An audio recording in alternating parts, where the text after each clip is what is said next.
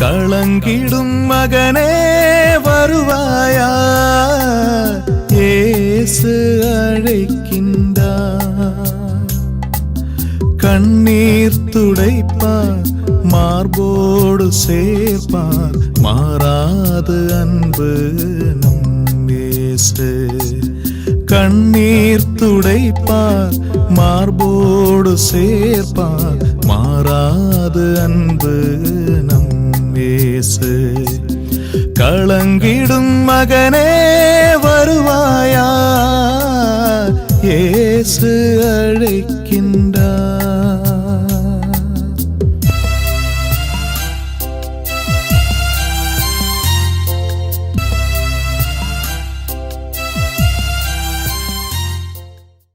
இயேசு கிறிஸ்துக்குள் பிரியமானவர்களே, ஆண்டவராக இயேசு கிறிஸ்துவின் பரிசுத்தமுள்ள திருப்பெயரிலே நல்வாழ்த்துக்கள்.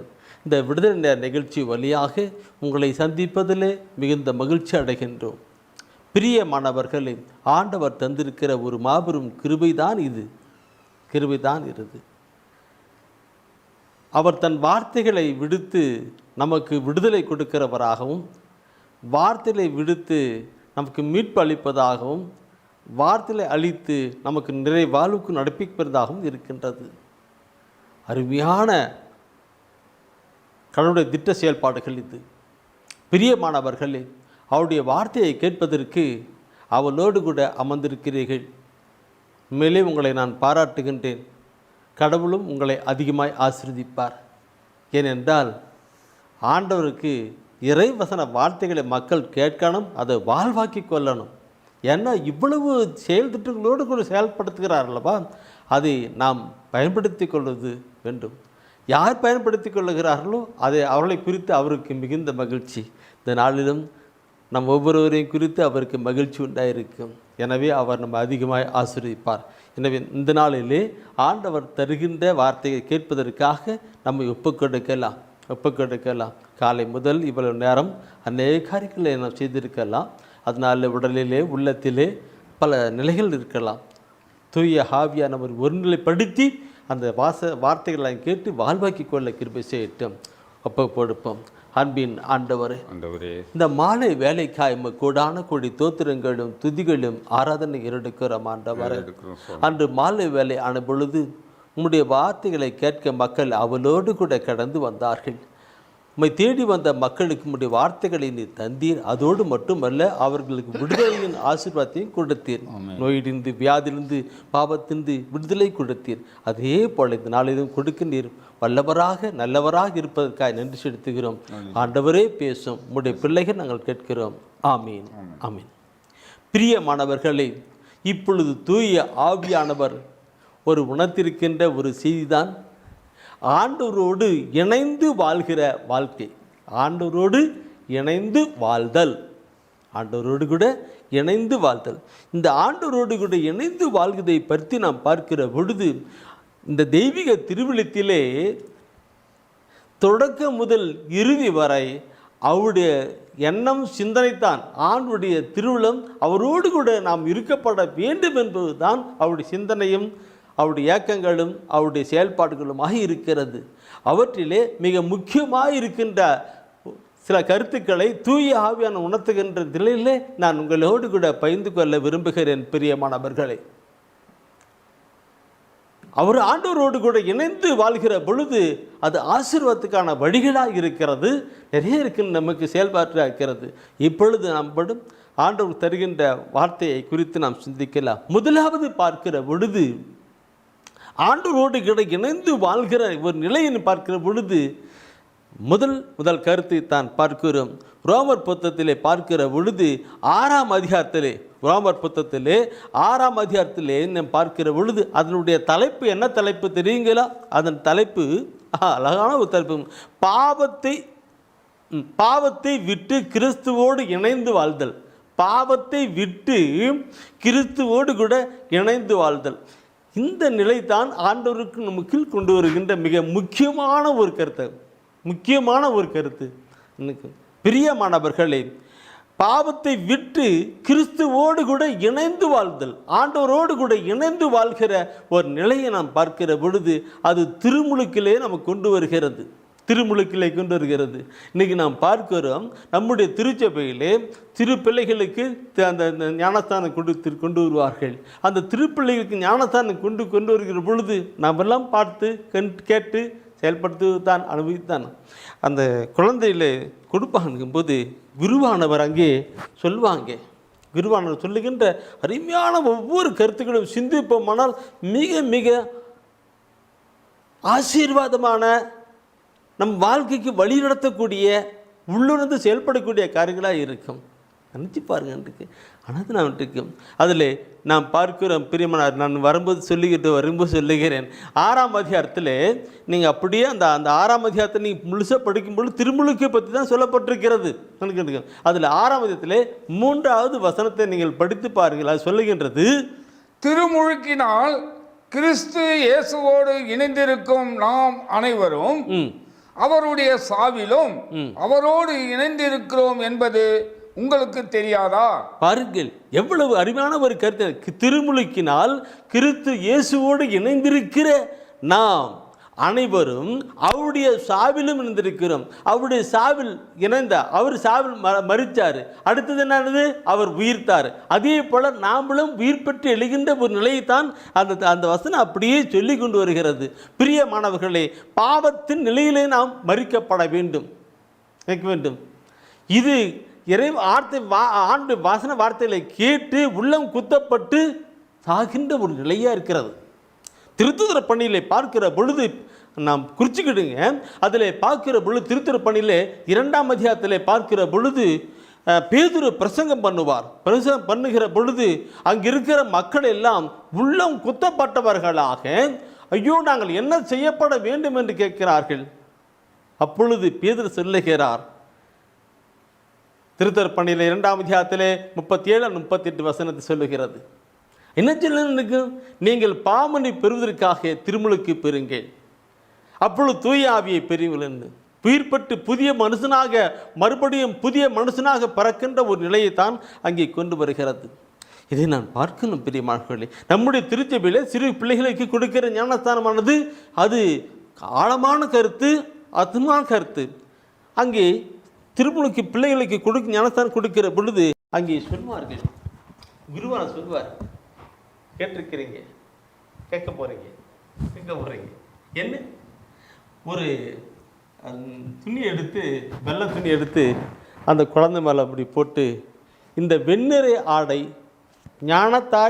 பெற்றோரே ஞானத்தாப்பர்களே, இந்த வெண்ணாடை மாசுபடியாமல் பார்த்து கொள்ள வேண்டியது உங்கள் கடமைன்னு சொல்லுவாங்க இல்லைங்களா? ஓ மயிலார். அடுத்தது ஒரு மெழுகுவத்தி அங்கே கொடுப்பாங்க. மெழுகுவத்தி பற்ற வச்சுட்டு கொடுப்பாங்க. பெற்றோர் ஞானத்தாப்பன்களே, இந்த ஒளி அணையாமல் பார்த்து கொள்ளப்பட வேண்டும். எந்த அதிகமான கருத்துக்கள்! அந்த நிலையை நாம் எப்படி போயிட்டுருக்கிறோம்? சரி இடங்க, அதை நாம் சொல்ல இருக்கும். எனவே அன்பானவர்களே, பாவத்தை பொறுத்து மட்டும் இறந்தவர்களாக கிறிஸ்து இயேசு பரிசுத்தரான அந்த இயேசுவோடு கூட நாம் சேருகின்றோம். வாழ்க்கை விட்டு இருக்கும். இந்த வசனத்தை இந்த ரோமரில் 6ஆம் அதிகாரத்தில் 3வது வசனம் படித்தீங்க அல்லவா? அடுத்தது 11வது வசனத்தை நீங்கள் படித்து பாருங்க. அதில் சொல்லுகின்ற வார்த்தை என்ன? நீங்களும் பாவ வாழ்க்கையை பொறுத்தமட்டில் இறந்தவர்கள் கிறிஸ்து இயேசுவோடு இணைந்து கடவுளுக்காக வாழுகிறவர்கள் என்பதை எண்ணிக்கொள்ளுங்கள். கடவுளுக்காக வாழ்கின்றவர்கள் என்பதையும் நீங்கள் எண்ணிக்கொள்ளுங்க சொல்லிருக்கு. நீங்கள் பாவ வாழ்க்கை பொறுத்த மட்டிலே இறந்து, நீங்கள் பாவ வாழ்க்கை பொறுத்த மட்டிலே இறந்து, பாவ வாழ்க்கை இறந்து போச்சு, புதிய ஒரு மனுஷனாக பிறக்கிறான். பார்க்கணும்.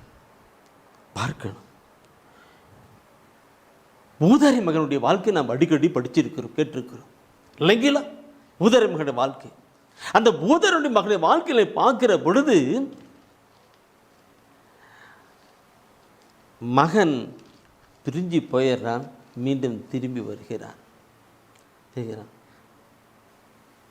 மனம் மாறி திரும்பி வருகிறான். அவன் தெளிவான தெளிந்த மனதோடு கூட திரும்பி வருகிறான். என் அப்பாவிடம் இப்படிலாம் இருக்கும் பொழுது நான் ஏன் இப்படி பட வேண்டும் என்று பாவத்தை உணர்ந்து மனம் வருந்தி தப்பனம் பெறுகிறார். அப்பொழுது தகப்பன் அந்த இடத்துல சொல்லுகிற ஒரு வார்த்தை இருக்கிறது பாருங்க. அந்த லூக்காஸ் 15ஆம் அதிகாரத்திலே தான் அந்த இது வசனம் இருக்கும். லூக்காஸ் 15ஆம் அதிகாரத்திலே 24வது வசனம் சொல்லப்பட்டிருக்கும். என் மகன் இவன் இறந்து போயிருந்தான், என் மகன் இவன் இறந்து போயிருந்தான், மீண்டும் உயிர் பெற்று வந்துள்ளான், மீண்டும் உயிர் பெற்று வந்துள்ளான், காணாமல் போயிருந்தான், மீண்டும் கிடைத்துள்ளான் என்றார். பாருங்கள், பார்த்துகள் என்று அவ காணாமல் போயிருந்தான், மீண்டும் அந்த வாழ்க்கையை பொறுத்து மட்டும் பார்க்கும் பொழுது அவன் இறந்து போனவனாய் இருக்கிறான், மீண்டும் புதிய மனுஷனாக பிறக்கப்படுகிறான். நான் இது நினைக்கிற பொழுது என்னுடைய வாழ்க்கை நான் நினச்சி பார்ப்பேன். என்னுடைய வாழ்க்கை நினச்சி பார்த்து நானும் இந்த அடிக்கடி நான் பாடுகிற இதை உணர்ந்து பாடுகிற அந்த ஒரு பாடல் கூட இருக்கும். உம்மோடு நான் இருந்தால் உம்மை போல் மாறிடுவேன் ஏசையா, உம்மை போல் மாறிடுவேன். உம்மோடு நான் இருந்தால் உம்மை போல் மாறிடுவேன் ஏசையா, உம்மை போல் மாறிடுவேன். பாவத்தின் சாயலில் நான் பிறந்தேன், பரிசுத்தமின்றி நான் அலைதேன், என்னையும் தேடி வந்தீரையா, உம்மோடு ஒன்றாய் இணைந்திடவே, உம்மோடு ஒன்றாய் இணைந்திடவே. இந்த பாட்டு என் அன்பானவர்களே, பாவ வாழ்க்கையின் பார்க்கிற பொழுது நிகழ்நிலை நான் அடிக்கடி சொல்லுகிற ஒரு கருத்து தான். உதாரணமாக நான் பார்க்கிறோம், கடவுள் ஒரு பாவம் ஒரு கடவுளோடு இணைந்து வாழ்கிற ஒரு வாழ்க்கை இருக்குது. ஒரு பாவம் பண்ணால் என்ன பண்ணும்? ஒரு பாவம் பண்ணால் கொஞ்சம் பிரிவு, இன்னொரு பாவம் பண்ணும்போது பிரிவு, இன்னொரு பாவம் பண்ணும்போது பிரிவு, இன்னொரு பாவம் பண்ணும்போது பிரிவு. இப்படியே பாவத்தின் மேல் பாவம் பண்ணுகிற பொழுது எங்கே போய் நிற்போம்? எங்கேயோ போய் நிற்போம். ஆண்டவர் என்றும் மாறாதவர். நாம் அவரிடம் திரும்பி வரணும். அவர் நமக்காக காத்திருக்கிறார், தேடுகிறார். இந்த நாளிலே இப்படிப்பட்ட ஒரு செய்தியை கொடுக்கிறார் என்றால், மகனே மகளே உனக்காக நான் ஏங்கி தவிக்கிறேன் என்று தான் கொண்டு வருகிறார். அவரோடு கூட இணையணும். பாவத்தை பொறுத்த மட்டிலே இறந்தவர்களாக பாவ மன்னிப்பு பெற்றவர்களாக அவரோடு கூட இணைந்து கடந்து வரணும். பார்க்கணும் பிரியமாகலே. இன்றைக்கி நாம் பார்க்கிற பொழுது ஆண்டவரை விட்டு எங்கேயோ போயிருக்கிறது. பாவ மன்னிப்பு பெறணும். பாவத்துக்காக மனம் வருந்தி அறிக்கையிட்டு ஊதாரமகன் சொன்னார் அல்லவா, அதே போல சொல்லுகிற பொழுது நாம் அவரோடு கூட இணைகிறவர்களாக இருக்கிறோம். Praise the Lord, praise the Lord. இந்த வசனத்தை அது இந்த இதில் ரோமர் 10:6ஆம் அதிகாரத்தில் நீங்கள் முன்ன படிச்சீங்க இல்லவா, இப்போ 23வது வசனத்தில் பிற்பகுதி படித்து பாருங்கள். அது என்ன சொல்லுகிறது? பிற்பகுதி படித்தா நிறைய இருக்குது, அதனால் சார்ட்டாக படிக்கணும். 23ஆம் வசனம் படித்து பாருங்கள், என்ன சொல்லுகிறது? கடவுள் கொடுக்கும் அருள்கொடை நம் ஆண்டவர் கிறிஸ்து இயேசுவோடு இணைந்து வாழும் நிலை வாழ்வு. ஆண்டவர் கிறிஸ்து இயேசுவோடு இணைந்து வாழும் நிலை வாழ்வு. இங்க வாழ்ந்து அவரை அனுபவித்து வாழ்கிற ஒரு வாழ்க்கை. அதே போல விண்ணகத்திலும் அவரோடு கூட இணைந்து வாழ்கிற ஒரு நிலைத்தான் சொல்லப்பட்டிருக்கிறது. இது இந்த நாளில் பார்க்கிற பொழுது என் அன்பானவர்களே, இன்று கல்லறை திருநாள் இல்லைங்களா? இன்று கல்லறை திருநாள். இன்று எத்தனையோ மக்கள் மடித்து அடக்கம் செய்யப்பட்டிருக்கிறார்கள். உண்மையாகவே ஆண்டவரோடு கூட இணைந்து பரிசுத்தமான ஒரு நிலையிலே வாழ்ந்திருப்பார்கள் என்றால் அவரெல்லாம் உயிர் பெற்று எழுகின்றவர்களாக விண்ணகத்திலே அவரோடு கூட இணைகிறவர்கள் நிலைவாழ்வு பெறுகளாக இருக்கின்றார்கள் என்று தெய்வீக திருவிவிலியத்திலே நாம் பார்க்கிறோம். அதற்காக தான் நாளில் கொண்டு வந்துட்டு இருக்கிறாங்க, ஜெபிக்கிறதெல்லாம் கொண்டு வந்துட்டு இருக்கிறாங்க. என் அன்பானவர்களே, பாவ வாழ்க்கை பொறுத்த மட்டிலே இறந்து ஆண்டவரோடு கூட இணைந்து கடந்து வரணும், வாழ்கணும். முதல் பாயிண்ட்டு இது. நான் சொல்லுகிற பொழுது சில வேலைகளே மற்ற நிலையில் இருக்கிற மக்களும் கூட உண்டு, மற்ற சமயத்தில் இருக்கிற மக்களும் கூட அவனால் அவங்களுக்கு முடியாத ஒரு நிலை இருக்கும். ஆனால் அவர்களுக்கு நான் சொல்லுகின்ற வார்த்தை என்ன தெரியுங்களா? நீங்கள் உள்ளத்தில் விசுவாசிங்க, உள்ளத்தில் விசுவாசித்து கடந்து பாருங்க. அது மிக மேன்மைக்குரியதாக இருக்கும், ஆண்டவருக்கு பிடித்தமானதாக இருக்கும், அவரோடு கூட இணைகிறதா இருக்கும். நான் அவர்களுக்கு சொல்லுவேன். ஒன்று நான் சொல்றதில்ல, அத்தனையும் இறைவசன வார்த்தைகளை அடிப்படையாக கொண்டது தான். 1 யோவானிலே பார்க்கிற பொழுது 4ஆம் அதிகாரத்திலே 1 யோவான் 4ஆம் அதிகாரத்திலே 15வது வசனத்தின்னு நினைக்கிறேன், அதில் சொல்லப்பட்டிருக்கிற வார்த்தை நீ பார்க்கணும். அதில் சொல்லுவாருங்கன்னு, இயேசுவே இறைமகன் என ஏற்று அறிக்கையிடுபவரோடு கடவுள் இணைந்திருக்கிறார், அவரும் கடவுளோடு இணைந்திருக்கிறார்.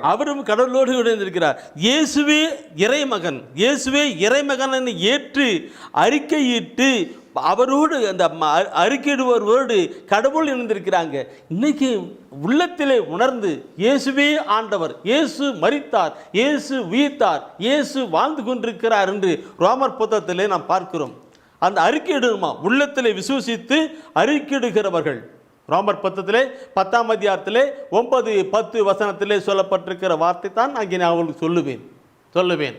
இயேசு ஆண்டவர், அவர் மரித்தார், உயிர்த்தார், வாழ்ந்து கொண்டிருக்கிறார். உள்ளத்தில் விசுவசித்து வாயில அறிக்கைகள் மீட்பு பெறுவான்னு சொல்லப்பட்டிருக்கு. அப்படின்னா இன்னும் அவரை உண்மையான ஒரு தெய்வமாக, ஆண்டவராக இயேசு கிறிஸ்து உண்மையான ஒரு தெய்வமாக உள்ளத்தில் யாரெல்லாம் ஏற்றுக்கொள்ளுகிறார்களோ அவரெல்லாம் அவரோடு கூட இணைகிறார்கள். பெயரளவல்ல, உண்மையான உள்ளத்திலே கடந்து வரணும். அருமையான ஒரு கருத்து. சரி, இந்த கருத்தோடு கூட அடுத்த ஒரு கருத்தை நான் துவங்கி நினைக்கிறேன். நேரங்கள் கடந்து போகிறது, நான் நாம் பார்க்கணும். அடுத்த ஒரு கருத்து என்ன தெரியுங்களா? கட்டளையை கடைபிடித்து இணைந்து வாழ்தல். 2வது தலைப்பு, அதாவது கட்டளையை கடைபிடித்து இணைந்து வாழ்கிற வாழ்க்கை என்று தூயான உணர்த்துறார். அந்த கட்டளையை கடைபிடித்து இணைந்து வாழ்கிற வாழ்க்கைன்னு பார்க்கிற பொழுது இந்த பைபிள் இருக்கிற வார்த்தைகளை அப்படி சொல்லிக்கிட்டு போயிட்டே இருக்கலாம். ஆனால் கூட தூய ஆய்வு நடத்துகின்ற ஒரு சில வசன வார்த்தையில் மொத்தம் உங்களோடு கூட நான் பகிர்ந்து கொள்ளுகிறேன். தயவுசெய்து எடுக்கலாம். 1 யோவான் 3ஆம் அதிகாரத்திலே 24வது வசனம். கடவுளுடைய கட்டளைகளை கடைபிடிப்பவர் அவரோடு இணைந்திருக்கிறார், கடவுளும் அவரோடு இணைந்திருக்கிறார். பாருங்க, நினைச்சில்லைங்க அண்ணா அக்கா என்ன சொல்லுது பாருங்க. முதலாவது பாயிண்ட், பாவத்தை விட்டு விலகி அவரோடு கூட கடந்து வரணும் சொல்லுது இல்லைங்களா? இங்க என்ன சொல்லுதுன்னாக்க, கடவுளுடைய கட்டளை கடைபிடிக்கணும். கடவுளுடைய கட்டளை கடைபிடிக்கணும், பைபிளை படிக்கணும், இறைவசன வார்த்தையை கேட்கணும். அதன் படி கடந்து வருகிற பொழுது நாம் அவரோடு கூட இணைந்தவர்களாக கடந்து வருகிறது. அவருடைய கட்டளை, கடவுளுடைய கட்டளையை கடைபிடிக்கிறவர். அந்த கடவுளுடைய கட்டளை கடைபிடிக்கிறது என்னும் போது நாம் அவர் கடலை கட்டளை கடைபிடிக்கும் அவரோடு இணைகிறோம், அவரும் நம்மோடு கூட இணைகிறார். ப்ளஸ் ப்ளஸ் ப்ளஸ் ப்ளஸ் இணைகிறது இல்லைங்களா? அவருடைய கட்டளை என்ன கட்டளை? அந்த திருச்சட்டம் முழுமைக்கும் 2 கட்டளை அடங்கியிருக்கிறது சொன்னார். 2 கட்டளை, அன்பு செய், அன்பு செய், அன்பு செய், அன்பு செய். இதுதான் கட்டளை. ஆண்டவராக இயேசு கிறிஸ்து இந்த உலகத்திலே வாழ்கிற பொழுது அவர் சொல்லிக் கொடுத்த பாடம் பார்த்துக்கிட்டீங்கன்னா அருமையான ஒரு பாடமாக இருக்கும். யோவான் நற்செய்தியிலே 13ஆம் அதிகாரத்திலே 34 and 35வது வசனத்திலே நாம் பார்க்கிறோம். அருமையான ஒரு கருத்து சொல்லப்பட்டிருக்கும். ஒருவர் மற்றவரிடம் அன்பு செலுத்துங்கள் என்னும் புதிய கட்டளையை நான் உங்களுக்கு கொடுக்கிறேன். நான் உங்களிடம் அன்பு செலுத்தியது போல நீங்களும் ஒருவர் மற்றவரிடம் அன்பு செலுத்துங்கள். நீங்கள் ஒருவர் மற்றவருக்கு செலுத்தும் அன்பிலிருந்து நீங்கள் என் சீடர்கள் என்பதை எல்லாரும் அறிந்து கொள்வார்கள். எல்லாரும் அறிந்து கொள்வார்கள் என்று சொல்றீங்க. அன்பு செலுத்தணும், அன்பு செலுத்தணும். அந்த அன்பே கடவுள், அந்த அன்பே கடவுள். அந்த அன்பே கடவுள் கொடுக்கிற கட்டளை என்ன? அன்பு செய் என்கிற கட்டளை தான். அந்த அன்பு செய்கின்ற கட்டளை, அன்பு செய்கிற பொழுது நாம் கடவுளுடைய பிள்ளைகள், கடவுளுடைய சீடர்கள், கடவுளுடைய மக்களாக இருக்கிறோம் என்பது வெளிப்படையாக இருக்கு. அவரோடு கூட இணைந்து வாழ்கிறோம் என்பது தான் அங்கே யோவானிலே சொல்லப்பட்ட கருத்து. கட்டளை கடைபிடிக்கிறவர்கள் அவரோடு கூட இருந்திருக்கிறார், அவரும் அவரோடு கூட இருந்திருக்கிறார். இந்த நாளில் பார்க்கணும், நம்முடைய வாழ்க்கையிலே ஆண்டவரோடு இணைந்திருக்கு. முதலாவது பார்க்கும்போது பாவ வாழ்க்கையில் இருந்து மறுத்து கடந்து வரணும். இன்றைக்கி தவக்காலத்தில் கூட நல்ல ஒரு பாவரிக்கை பண்ணிட்டு கடந்து வர முடியாத ஒரு நிலையில் இருக்கிறார்கள். ஏன் கொண்டு வரணும் பிரியமானவர்களே, பார்க்கணும், மறித்து அவரிடம் கடந்து வரணும். அதே போல் பைபிளை எடுத்து இறைவசன வார்த்தைகளை படித்து கடந்து வந்தால் தான் அவரோடு கூட இணைகின்ற ஒரு வார்த்தையாக இருக்கும். 1 யோவானில் 4ஆம் அதிகாரத்தில் 12வது வசனத்தை எடுத்து படித்து பாருங்கள். அதில் சொல்லப்பட்டுகிற ஒரு வார்த்தை கூட அருமையான இருக்கும். கடவுளை எவரும் என்றுமே கண்டதில்லை, நாம் ஒருவர் மற்றவரிடம் அன்பு கொண்டுள்ளோம் என்றால் கடவுள் நம்மோடு இணைந்திருப்பார், அவரது அன்பு நம்மிடம் நிறைவு பெறும். என்ன சொல்லி முடிக்கிறார்? நாம் ஒருவர் மற்றவரிடம் அன்பு கொண்டுள்ளோம். அந்த அன்பு அன்பு என்றால் கடவுள் நம்மோடு கூட இணைந்திருப்பார். அவரது அன்பு நம்மிடம் நிறைவு பெறுகிறது என்று சொல்லப்பட்டிருக்கிறது. நாம் அதை பார்க்கும் பொழுது யோவான் நற்செய்தியில் இயேசு ஆண்டவர் சொல்றார் இல்லைங்களா, நான் உங்களுக்கு ஒரு புதிய கட்டளை கொடுக்கிறேன் அன்னு சொன்னார். நான் உங்களை அன்பு செய்து போல நீங்களும் ஒருவரை அன்பு செய்யுங்கள். நான் உங்களை அன்பு செய்து போல நீங்களும் ஒருவர் அன்பு செய்யுங்கள். நீங்கள் அப்படி அன்பு செய்வதனால் நீங்கள் என்னுடைய சீடர்கள் என்பதை மற்றவர்கள் எல்லாரும் தெரிஞ்சு கொள்வாங்கன்னது. ஆண்டவரோடு கூட இணைந்து வாழ்கிற ஒரு வாழ்க்கையை வெளிப்படுத்துகிறது தான் அந்த அன்பின் காரியங்கள். அது கட்டளை கடைபிடிக்கின்ற நிலையாக இருக்கிறது. அந்த கட்டளை கடைபிடித்து செயல்படுகிறதா இருக்கிறது. பார்க்கணும். இந்த யோவான் நற்செய்தியில் சொல்லப்பட்டது என்ற வார்த்தையை அதே யோவான் தன் கடிதத்தில் திருக்கடிதத்தில் எழுதும் பொழுது 1 யோவானிலே 3ஆம் அதிகாரத்திலே கடைசி பக்கம் 1 யோவானிலே 3ஆம் அதிகாரத்திலே 5-6 வசனத்திலே அவர் சொல்லுகின்றார். 2ஆம் அதிகாரத்திலே 1 யோவான் 2ஆம் அதிகாரத்திலே 1 யோவான் 2ஆம் அதிகாரத்திலே 5-6 வசனத்தை பார்க்கிற பொழுது அங்கே அவர் ஒரு வார்த்தை சொல்வார். இப்படி பார்க்கணும். அவரது வார்த்தையை கடைபிடிப்போரிடம் கடவுளின் அன்பு உண்மையாகவே நிறைவடைகிறது. நாம் அவரோடு இணைந்து இருக்கிறோம் என அதனால் அறிந்து கொள்ளலாம். அவரோடு இணைந்திருப்பதாக கூறுவோர் அவர் வாழ்ந்தவாறே வாழ கடமைப்பட்டவர்கள்.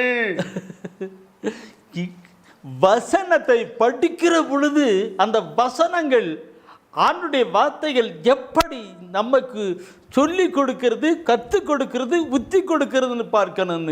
இல்லைங்களா? சீடன்னு பார்க்கிறோம். அவர் கட்டளை கிடைக்கணும், அவர் சீடன்னு பார்க்கிறோம். இங்கே சொல்லுகிறது அவரோடு இணைந்து இருக்கிறார்கள் என்று அறிந்து கொள்ள முடியும் சொல்லப்பட்டிருக்கிறது. இன்னைக்கு இந்த கருத்தை நான் நிறைய இப்போ எங்கெங்கேயோ போயிட்டு இருக்கேன். வார்த்தையை அவரே சொல்லி முடிக்கிற எப்படி கொண்டு வர ஆண்டரோடு கூட இணைந்து இருக்கிறோம் என்று சொல்லுகிற ஒரு மனிதன் அவர் அன்பு செய்து போல செய்யணும் சொல்லப்பட்டிருக்கிறது. இன்னைக்கு நம் மக்கள் மத்தியிலே சண்டை, சச்சரவு, பிரிவினை, பிளவு எப்படி எப்படி எப்படி இணைந்திருக்க முடியும்? அவர் அன்பு செய்து போல அன்பு செய்யணும். மன்னிக்கிற நிலை, அந்த நிலைத்தான் அங்கே தெய்வத்தின் அன்பு கண்டுபடுகிறது. யோவான் மத்தேயுவில் சொல்லுகிற பொழுது 5ஆம் அதிகாரத்திலே பார்க்கிற பொழுது உனக்கு வெறுப்புகளுக்காக ஜெபம் பண்ணு, அவளை மன்னிங்க, அப்போதான் நீ விண்ணகத்தந்தின் மக்களாக இருப்பீன்னு சொல்லப்பட்டிருக்கிறது. இணைகிறது என்ற நகம் நாம் நம்முடைய வாழ்வில் சிந்தித்து பார்க்கணும். நம்முடைய வாழ்க்கையில் அந்த ஒரு கருத்துக்களை சிந்தித்து பார்க்க எப்படி இருக்க முடியும்? பார்க்கணும். பிரியமானவர்களே, அன்பு செய்யணும். இந்த அன்பின் நிலையின் கட்டளை, அன்பு செய்கிற மனிதன் கட்டளையை கடைபிடிக்கிறான். கட்டளையை கடைபிடிக்கிறவன் அன்பு செய்கிறான். அன்பு செய்கிறவன் கட்டளை கடைபிடிக்கிறான். கட்டளை கடைபிடிக்கிறவன் அன்பு செய்கிறான். இதுதான். ஏனென்றால் கட்டளை என்பது அன்பாய் இருக்கிறது, அன்பே கட்டளையாக இருக்கிறது. இல்லைங்களா? அப்படி செய்கிறவர்கள் ஆண்டவரோடு கூட இணைந்து வாழ்கிறவர்களாக நாம் இருக்க முடியும்.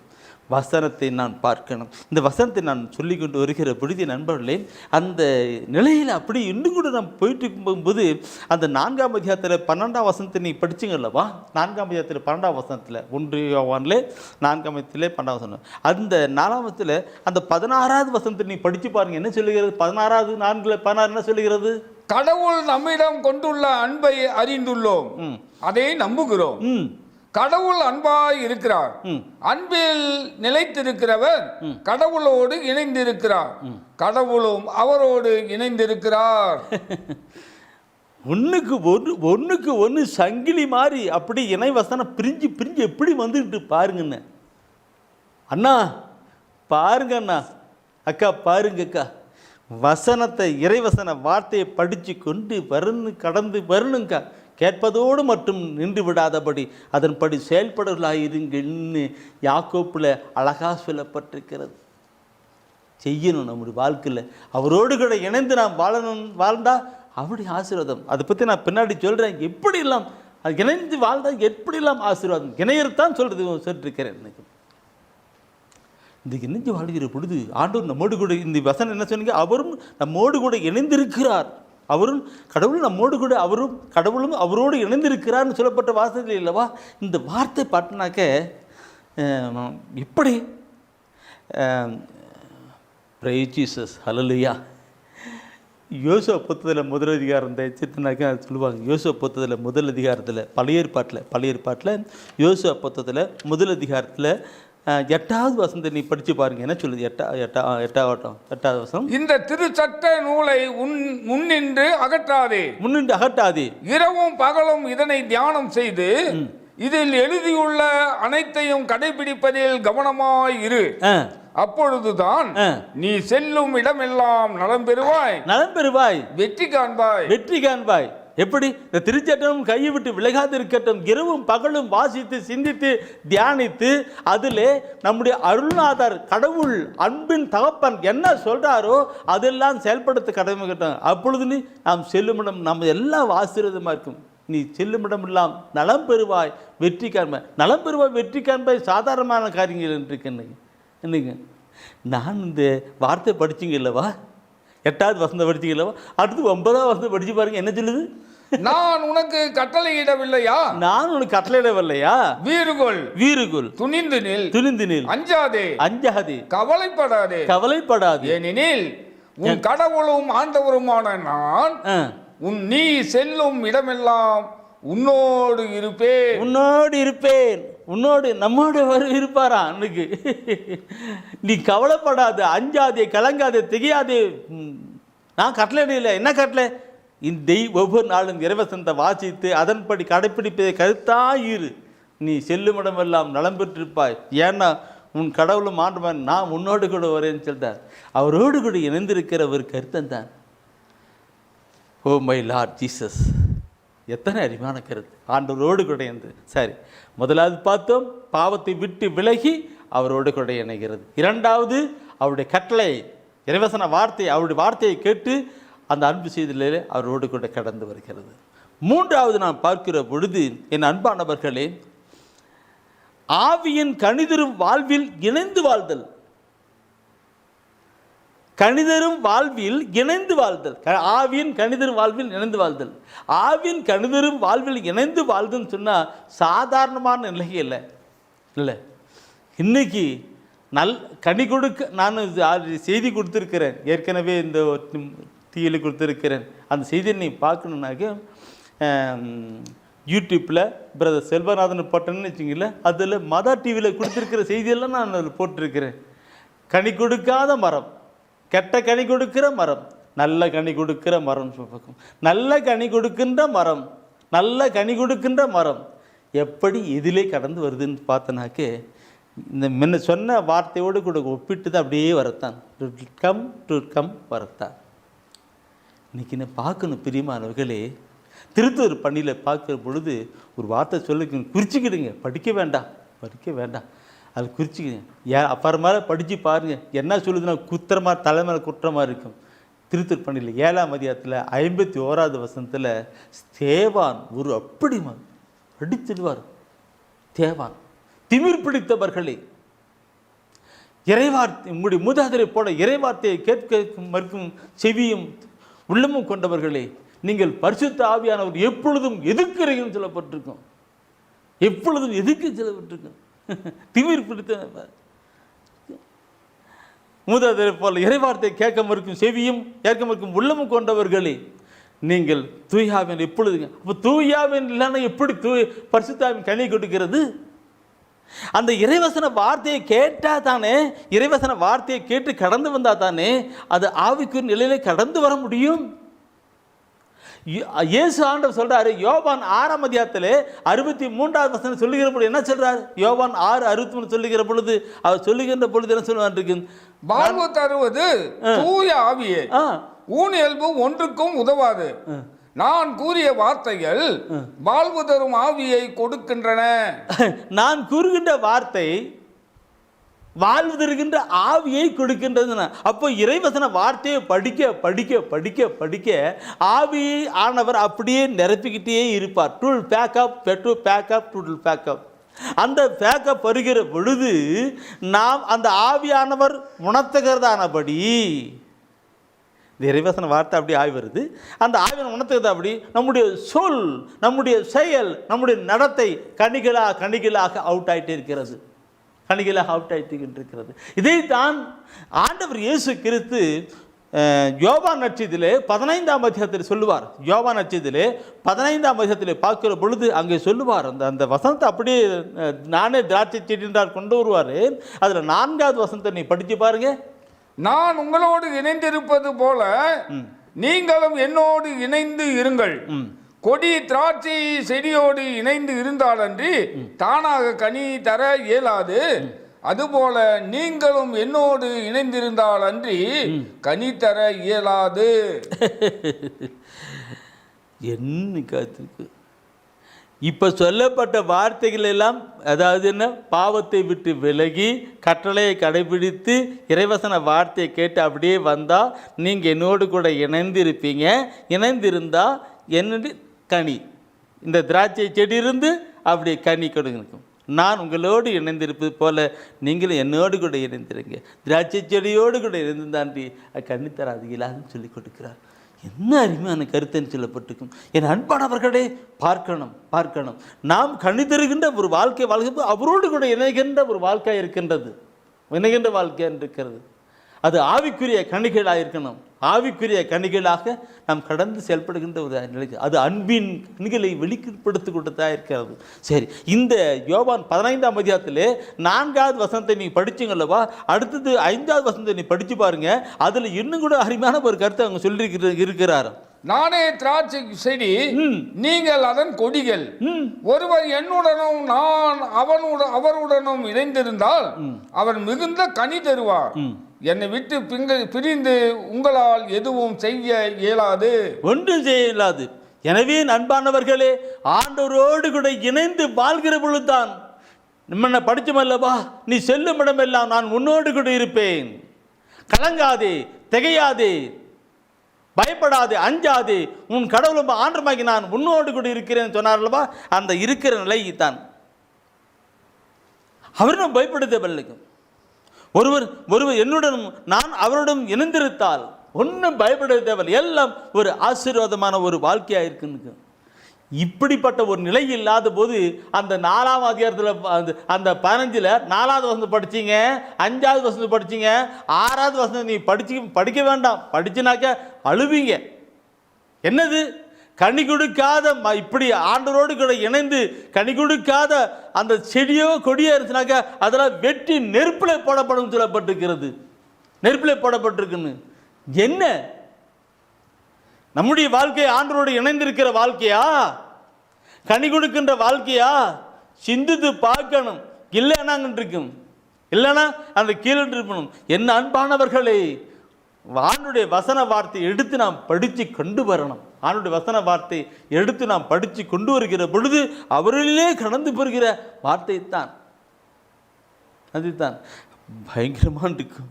சரி, நான் சொல்லணும், நிறைய சொல்லணும். ஒரே ஒரு கருத்தை மாத்திரம் சொல்லிட்டு கடந்து போகலான்னு, ஜபத்தை கடந்து போகலான்னு நினைக்கிறேன். இன்றைக்கு ஒன்று தவிசது யோவான் தான் அன்பின் சீடர் இல்லையா? அந்த யோவான் அங்கேயும் சொல்வார், இங்கே தான் எழுதிய கடிதத்தில் சொல்லியிருப்பார். 1 யோவான் எடுங்க. 1 யோவானில் 3ஆம் அதிகாரத்தில் 24வது வசனம் நினைக்கிறேன். 1 யோவான் 3ஆம் அதிகாரத்தில் 24வது வசனம்.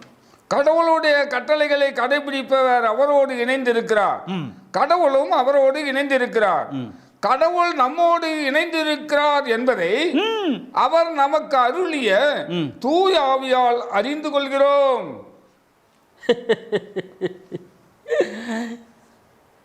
என்னோடு கூட கடவுளுடைய ஆவியானவர் இருக்கிறார் என்பதை நான் எப்படி அறிஞ்சுக்கணும்? கடவுள் நம்மோடு கூட இருந்திருக்கிறார் என்பதை அவர் நமக்கு அருளிய தூய ஆவியால் நாம் அறிந்து கொள்கிறோம். ஓ மை லார்ட், என்ன வார்த்தை அது! எப்படிப்பட்ட வார்த்தை! நாம் கடவுள் என்னோடு கூட இருக்க தூய ஆவியில் உணர்ந்துகிட்டு இருக்கும்.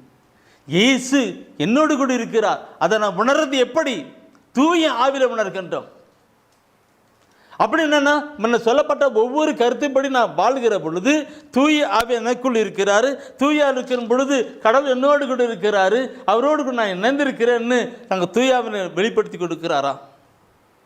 அந்த அடுத்த வசனத்தில் நான் அதே கருத்தை தான் அதே ஆகமத்தில் 13வது வசனம் சொல்லப்பட்டிருக்கு. இது நான் முடிக்கணும். அந்த கருத்து ஆகமம் இருக்காரு 4, 13, 4, 13, 4, 13. அவர் தமது ஆவியை நமக்கு அருளியதால் நாம் அவரோடு இணைந்திருக்கிறோம் எனவும் அவர் நம்மிடம் இணைந்திருக்கிறார் எனவும் அறிந்து கொள்கிறோம்.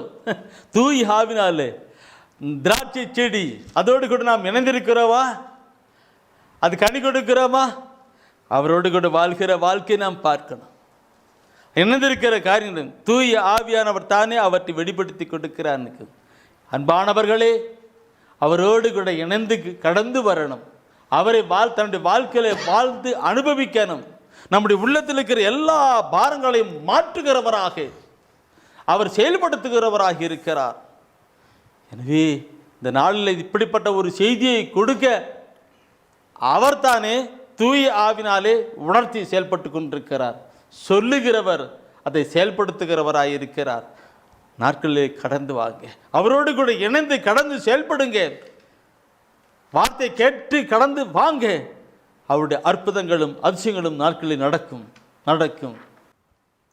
பிரியமானவர்களே, ஆண்டவரோடு கூட இணைந்து வாழ்தல், அதை குறித்து தூய ஆவியானவர் எதையெல்லாம் எப்படியெல்லாம் சொல்லுகிறாரோ அதை உங்களோடு கூட நான் பகிர்ந்து கொண்டிருக்கிறேன்.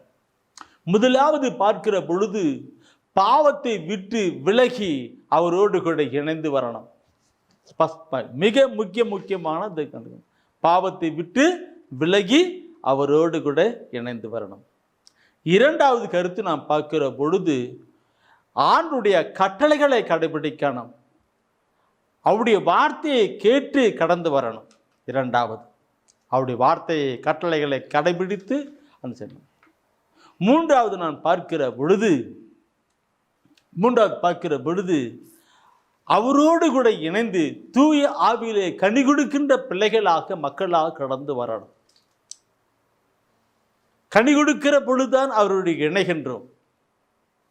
அவரோடு இணைகிற பொழுதுதான் நாம் கனி கொடுக்க முடியும். அது ஆவியிலே கடந்து வரும். வார்த்தை, அடுத்தது இங்க ஆவி. முதலாவது அது, இரண்டாவது வார்த்தை, அடுத்தது ஆவி. வார்த்தை. மூணாவது நான் பார்க்கிற பொழுது நான்காவது பார்க்கிற பொழுது நாட்களிலே நான் பார்க்கும் பொழுது திருவிருந்தில் பங்கு கொண்டு அவரோடு கூட இணைந்து இருக்கணும். மிக முக்கியமான கருத்துக்கு வார்த்தை மனுவுருவான அந்த இயேசுவையை நாம் எடுத்து கொண்டு வரணும். இயேசு ஆண்டவர் சொல்லுவார் என்ன சென்றுக்கும், திருவிருந்தில் பங்கு கொண்டு இணைந்து வாழ்கிற பற்றி நாம் பார்க்கிற பொழுது முன்னோரினர்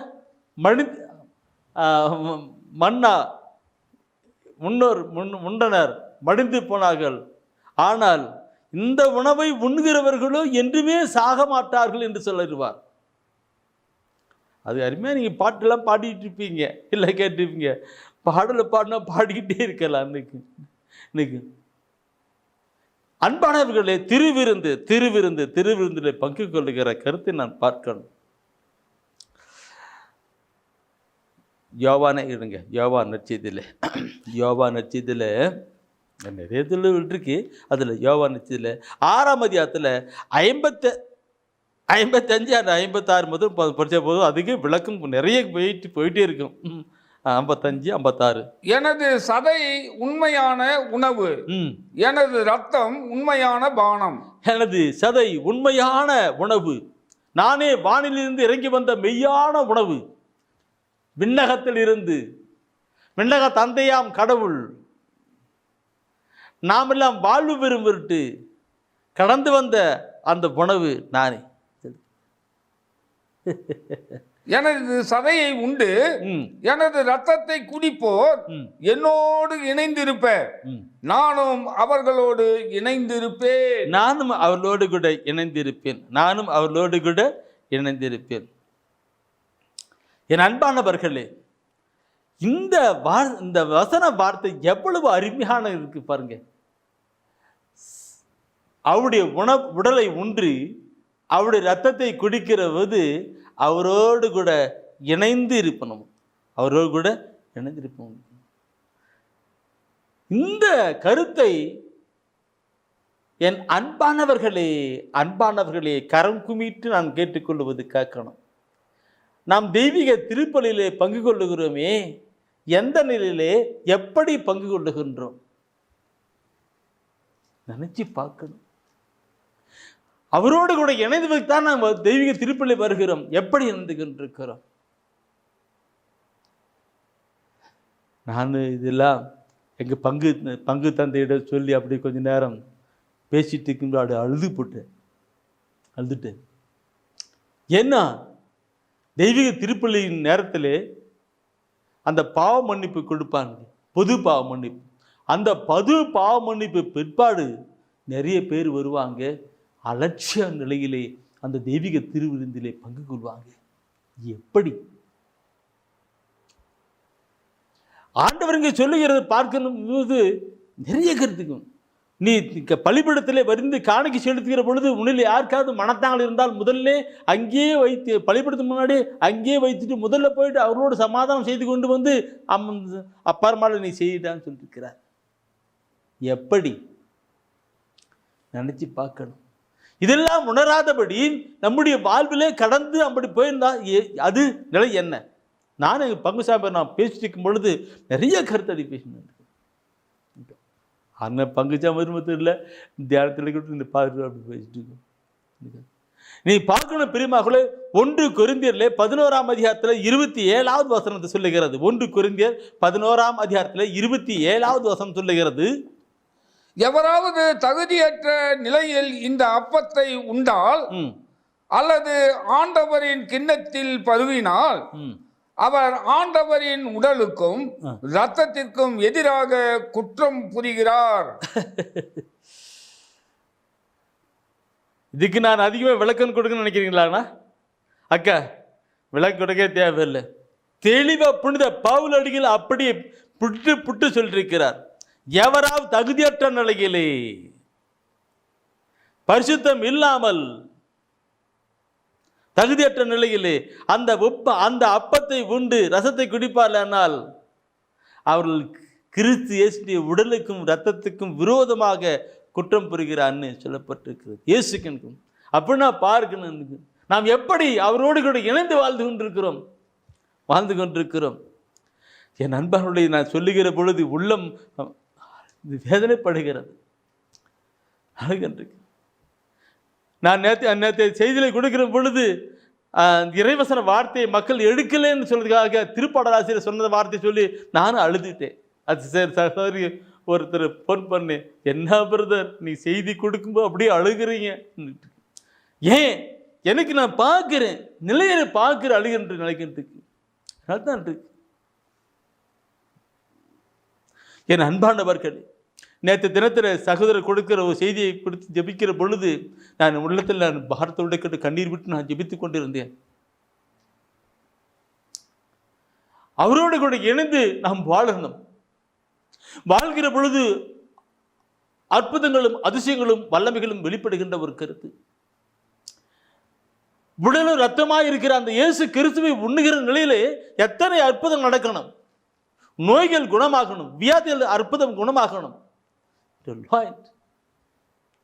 12 வருடமா பெரும்பாட்டில் அவதிப்பட்டவள் இயேசுடைய அந்த மேல் போர்வை தொட்டால் அப்பே சுகமானார். இந்த போர்வை பெரிதா, உடல் பெரிதா? போர்வை பெரிதா, உடல் பெரிதா? அந்த உடலை உண்ணுகிற நாம், அவர் ரத்தத்தை குடிக்கிற நாம் என்ன நிலை உண்டா இருக்கணும்? பார்க்கணும். நான் சொல்றேன்னு யாராவது நீங்க கோவப்பட்டு இன்னும் பேசினா கூடாது. நான் இன்னைக்கே மறிக்கிறது கூட நான் தயாராதான். நம்முடைய வாழ்க்கையை உணர்ந்து கடந்து வரணும். வாரணம் இருக்கு. யோவான் நற்செய்தியை எடுத்துக்கிட்டானே, தயவுசெய்து மீண்டும் யோவான் நற்செய்தியை எடுக்க. 6ஆம் அதிகாரத்தில் அந்த 53, 54 நினைக்கிறேன். அந்த பின்னாடி கீழே எழுதிதான். அதில் முன்ன 55 படிச்சோம்ல, அதில் மேலே 55, 56, 54 படிக்கவும் இவ்வுணவை முன்போர். அதில் பாருங்க, 6 யோவானில் 6 படிக்கணும். அதுக்கு வசனம் கண்ணு தெரியும். அந்த இவ்வுணவை உண்போர் என்றுமே வாழ்வர். இவ்வுணவை உண்போர் என்றும் வாழ்வர். அடுத்து 54 வசனம் சொல்லுகிறது. 53 அடுத்து 53 படிங்க. 53 படிங்க. இயேசு அவர்களிடம், உறுதியாக உங்களுக்கு சொல்கிறேன், உறுதியாக உங்களுக்கு சொல்லுகிறேன், மானிட மகனுடைய சதையை உண்டு அவருடைய ரத்தத்தை குடித்தால் ஒழிய நீங்கள் வாழ்வு அடைய மாட்டீர்கள். வாழ்வு அடைய மாட்டீர்கள். எனது சதையை உண்டு என் ரத்தத்தை குடிப்பவர் நிலை வாழ்வை கொண்டுள்ளார். நிலை வாழ்வை கொண்டிருக்கிறார்கள். நானும் அவரை இறுதி நாளில் உயிர்த்தெழ செய்வேன். இறுதி நாளில் உயிர்த்தெழ செய்வேன் சொல்றார். அந்த உயிர் தெழுதல் சாதாரணமான நிலை அல்ல. இன்னைக்கு இதுவோ அப்படி ஓடிக்கிட்டு இருக்கு. நான் பார்க்கணும் பெரியமானவர்களே, அவருடைய தெய்வீக திருவிருந்திலே நாம் பங்கு பெறுகிற பொழுது கை கும்பிட்டு பக்தியோடு விசுவாசத்தோடு கூட கடந்து வரணும். எங்கே எப்படி? நானும் பங்கு சாம்பல் பேசிக்கும் பொழுது பேசினேன், கைகளே கட்டிக்கிட்டு எங்கேயோ பார்த்துக்கிட்டு என்னையோ வந்துக்கிட்டு தகுதி இல்லாத நிலையில் பார்த்துருக்கும். அந்த உடல் இயேசு கிறிஸ்துவின் உடல் ரத்தம் என்று கடந்து வராதபடி என்ன நினைக்கும்? என் அன்பானவர்களே, இதை நான் சொல்றேன்னாக்க அவரோடு இணைந்து வாழ்வதற்காகத்தான். அவர் தூய ஆவியானவர் உணர்த்துறார், தெய்வீக திருவிருந்தை குறித்து சொல்லுன்னு. தெய்வீகத்தின் இந்த நிலையில நீங்க எல்லாம் பார்க்கணும், நாம் எப்படி வாழ்ந்துகிட்டு இருக்கிறோம், நம் சமூகம் எப்படி இருக்கிறது என்பதை நினைத்து கடந்து வாங்க, அவரோடு கூட இணைங்க. என் அன்பானவர்களே, நான் சொன்னது பாவத்தை விட்டு இயேசுவோடு கூட, அடுத்தது இறைவசன வார்த்தை கட்டளை கடைபிடித்து அவரோடு கூட இணைந்து, 3வது ஆவிக்குரிய நிலையிலே கனி கொடுத்து அவரோடு கூட இணைந்து, 4வது பார்த்தும் தெய்வீக திருவிருந்திலே பங்கு கொண்டு அவரோடு கூட இணைந்து சொல்லுது. இந்த 4 கருத்துக்களையும் கொண்டு வருகிற பொழுது இந்த 4 கருத்து ஒன்றாய் இணைவது தான் ஜெப வாழ்வு. இந்த 4 கருத்தையும் ஒன்றாய் இணைத்து நாம் ஜெபிக்கிறோம்னா, முதலாவது நம்ம தெய்வீக திருப்பல் போனால் முதலாவது பாவத்தை விட்டு விலகணும், பாவ மன்னிப்பு கேட்டு கடந்து வரணும். இந்த இல்லைங்களா? தெய்வீக திருப்பல் முதல் பகுதி என்ன? பாவத்துக்கு மன்னிப்பு இல்லைங்களா? பார்க்கணும். அப்போ இந்த 4ம் இணைந்து கடந்து வருகிற பொழுது அது ஜெப வாழ்வாய் மாறுகிறது. அப்படி ஜெப வாழ்வாய் மாறுகிற பொழுது நம்முடைய வாழ்க்கை மிகுந்த ஒரு ஆசீர்வாதமான ஒரு வாழ்க்கையாக இருக்கும். நீங்க பார்க்கணும், பிலிப்பியர்ல 4ஆம் அதிகாரத்திலே புனித பவுலடிகள் சொல்லுகின்ற வார்த்தை தான். நான் இன்னும் நிறைய சொல்லணும் போல, ஆனால் கூட நேரங்கள் கடந்து போகிறது. பிலிப்பியர் 4ஆம் அதிகாரத்திலே 4வது வசனத்தை நாம் பார்க்கிற பொழுது அங்கே ஒரு கருத்து, ஆண்டவரோடு இணைந்து என்றும் மகிழுங்கள். மீண்டும் கூறுகிறேன், மகிழுங்கள். ஆண்டவரோடு இணைந்து என்றும் மகிழுங்கள். அவரிடம் இல்லாத ஒன்றுமில்லை, அவரால் முடியாது ஒன்றுமில்லை. அவர் அற்புதர், அவர் அதிசயமானவர், அவர் இரக்கமுள்ள கடவுள், மகிமையின் தேவன். அவரோடு இணைந்து அவர் ருசித்து அவரோடு இணைந்து எப்பொழுது மகிழுங்கள் என்று புனித பவுலடிகள் சொல்லிக் கொடுக்கிறார். தெய்வீக திருவசனத்திலே நமக்கு ஆண்டவர் தூயான் வெளிப்படுத்தி கொடுக்கிறார். ஆண்டவரோடு கூட இணைந்து எப்படி? ஜெப வாழ்க்கையிலே நான் சொன்ன 4 கருத்தையும் நான் கருத்தையும் ஒன்றா இணைக்கிற பொழுது அது கடந்து வருகிறது. நான் கருத்தையும் ஒன்றா இணைக்கிற பொழுது ஜெப வாழ்வாக மாறுகிறது. அப்படி இணைந்து ஆண்டவரோடு கூட இணைந்து எப்பொழுதும் மகிழ்ந்திருங்கள். அந்த வார்த்தை பார்க்கணும். இன்னைக்கு எப்பொழுது மகிழ்ந்திருங்கள், மகிழ்ச்சி அடைக்கணும். இன்னைக்கு பார்த்தனாக்கா அழுகையும் கண்ணீரும் கவலையும் துக்கமும் வேதனையும் பிரச்சனையும் ஏன் அவரோடு கூட இணைந்து நாம் கடந்து வரல? நான் சொல்லுகிற அந்த 4 பாயிண்ட்ல கொண்டு 5 கொண்டு வந்தபோது எப்படி இருக்கும்? Praise the Lord, praise the Lord. நீங்க அந்த 4ஆம் வசனத்தை ஆண்டவரோடு இணைந்து எப்பொழுதும் மகிழ்ச்சியா சொல்லணும் இல்லையா? அது கீழே அப்படி படிச்சு 7ஆவது வசனத்தை படிச்சு பாருங்க, என்ன சொல்லுகிறது? அப்பொழுது அறிவெல்லாம் கடந்த இறை அமைதி கிறிஸ்துவோடு இணைந்துள்ள உங்கள் உள்ளத்தையும் மனத்தையும் பாதுகாக்கும். அப்பொழுது அறிவெல்லாம் கடந்த இறை அமைதி, இந்த உலகம் கொடுக்க முடியாத அமைதியை ஐயா அவர் வைத்திருக்கிறார். இந்த உலகம் கொடுக்க முடியாத அமைதியை அவர் வைத்திருக்கிறார். பணமோ படிப்போ சொத்தோ சுகமோ கொடுக்காத அமைதியை அவர் வைத்திருக்கிறார். அந்த அமைதி கடந்து வரும். அறிவெல்லாம் கடந்த அமைதி. இன்னைக்கு சொல்லிக்கு நான் என் அன்பானவர்களே, நான் நிறைய சாட்சியம் சொல்லணும்னு நினைக்கிறேன். ஆனால் என் புத்தகத்தில் படிச்சிங்கனாக்க அதில் நிறைய சாட்சியம் கொடுத்துருக்கிறேன். ஒரு சாட்சியை நான் சொல்லணும்னாக்க, ஒரு காலத்தில் எப்படியோ வாழ்ந்துக்கிட்டு இருந்த ஒரு குடும்பம், ஒரு காலத்தில் உலக பிழைப்பிலே பழகுதிலே வாழ்ந்துக்கிட்டு இருந்த குடும்பம், அவர்கள் ஒரு தியானத்தில் கலந்துக்கிட்டு ஆண்டவர் இயேசு பக்கமாய் கடந்து வந்தார்கள். நல்ல ஒரு பாவ அறிக்கை செய்து கடந்து வந்தார்கள். ஒவ்வொரு நாளும் பைபிள் எடுத்து வாசித்து சிந்தித்து தியானித்து அதன்படி கடைப்பிடிக்கலாக்க எல்லாரோடு போய் சமாதானம் ஆயிட்டாங்க. கட்டளை கடைப்பிடிக்கல. 3வது பார்க்கிற பொழுது அவங்களுடைய செயல் சிந்தனை எல்லாம் ஆவிக்குரிய கனிகளை கொடுக்கிறதாக, அன்பை வெளிப்படுத்துவதாக இருந்தது. அன்பா எடுத்து வந்தது. தெய்வீக திருப்பலின்னு அவங்க நானே பார்ப்பேன். ஒரு காலத்தில் அவங்க போனாக்க இப்படி கைப்பற்றி பின்னாடி பிடிட்டு இருப்பார். இப்போ பார்த்தனாக்க அப்படியே முட்டி போட்டுக்கிட்டு அப்படியே பக்தியோடையே பார்த்துட்டு இருப்பார். அவ்வளோ போட்டு அவங்க வீண் மனவிட்டு இன்னைக்கு அவர் சொல்றாரு, பிரதர் ஒரு காலத்தில் என்னென்னமோ இருந்தது, அதெல்லாம் ஒண்ணு குப்பை பிரதர், இப்போ நான் வாழ்ந்துகிட்டு இருக்குதான் அவரோடு கூட இணைந்து வாழ்ந்துகிட்டு இருக்க வாழ்க்கைன்னு சொல்லிட்டு ரொம்ப சந்தோஷமா சொல்றாங்க. அதுதான் பிலிப்பில் சொல்லப்பட்ட அறிவெல்லாம் கடந்த இறை அமைதி. அங்க அவர் சொல்லுகின்ற வார்த்தை நான் அவர் பார்க்க முடியும்.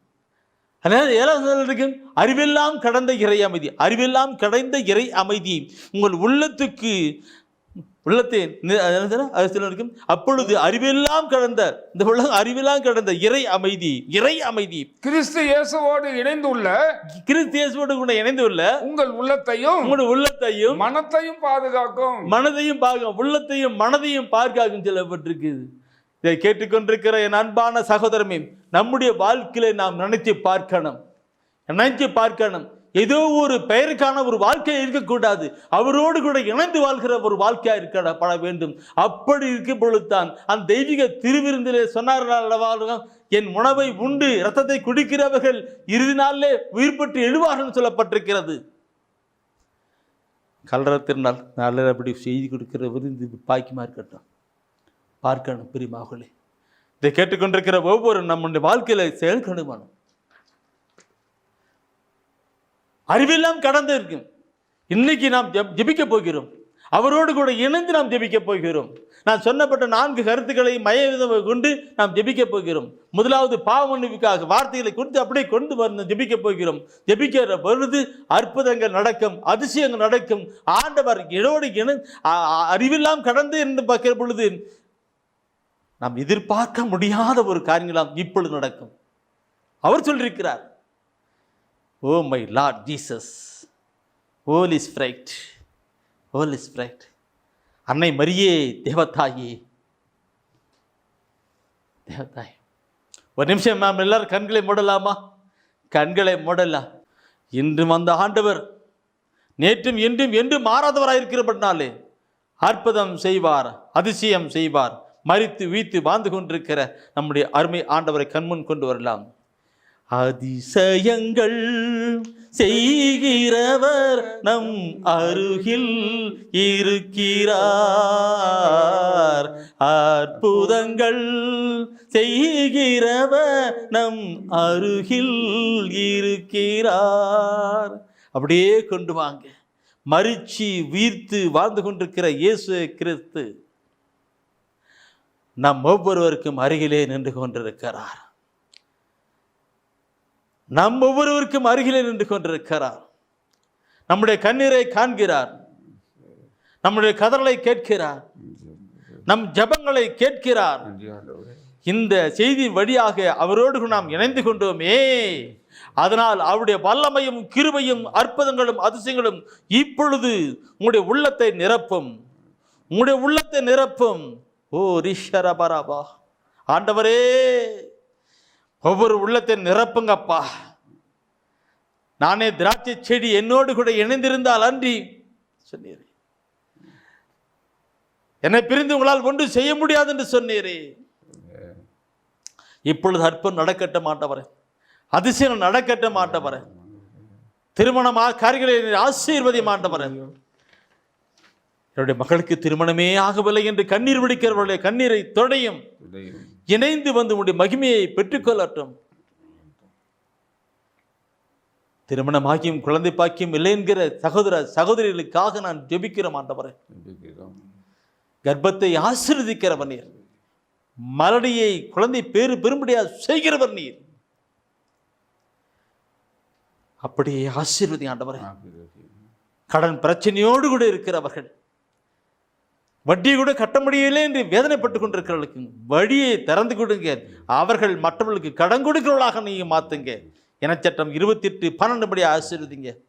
ஒப்புக் கொடுக்கிறோம் ஆண்டவரே. இந்த வேளையில் என்னோடு கூட இணைந்து கரங்களை உயர்த்தி ஜெபித்துக் கொண்டிருக்கிற ஒவ்வொரு சகோதரையும் நீர் கண்ணோக்கி பார்ப்பீராக, மனம் இறங்குவீராக. உம்முடைய வல்லமையும் உம்முடைய கிருபையும் ஒவ்வொரு உள்ளத்துக்கும் இறங்கி வரட்டும்.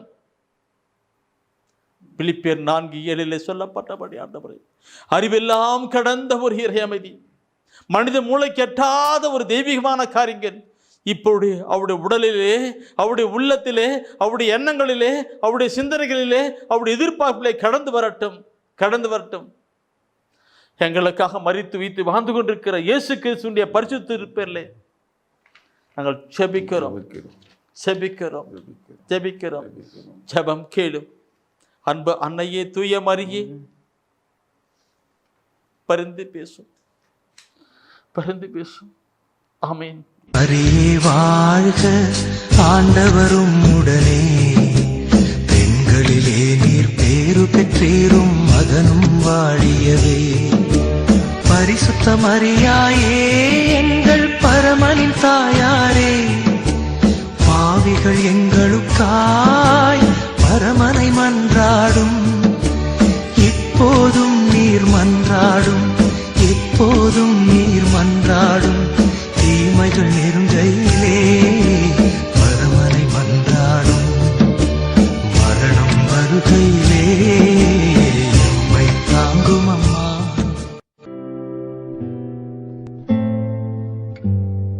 தெய்வ ஒளியும் ஒளியும் என்ற மாத இதழ்